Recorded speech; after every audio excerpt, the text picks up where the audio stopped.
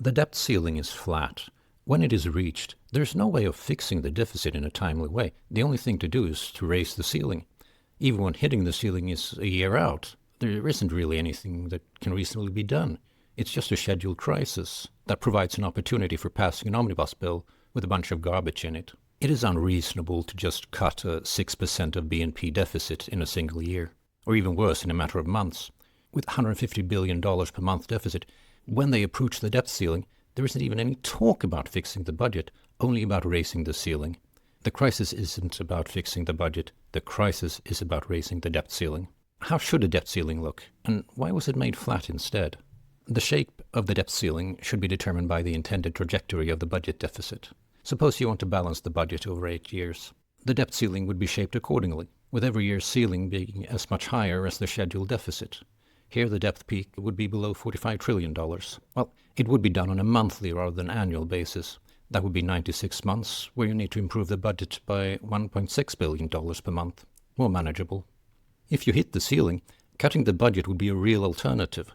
You would not need to fix the entire deficit, only the difference between the current budget and the scheduled deficit. That would be manageable and thus a real alternative. There should also be some rule along the lines of, if the debt ceiling is projected to hit within the next 12 months, then a simple budget cut bill that is within what is needed to align the budget with what was scheduled can pass with minority support. The majority can only stop it by replacing it with as large a cut that has more support in the House.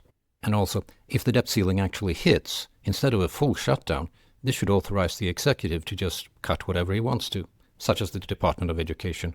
And not in the sense of a temporary shutdown where people get back salaries when the debt ceiling has been raised, but proper cuts where people are fired, so that it is more of a resolution to the deficit.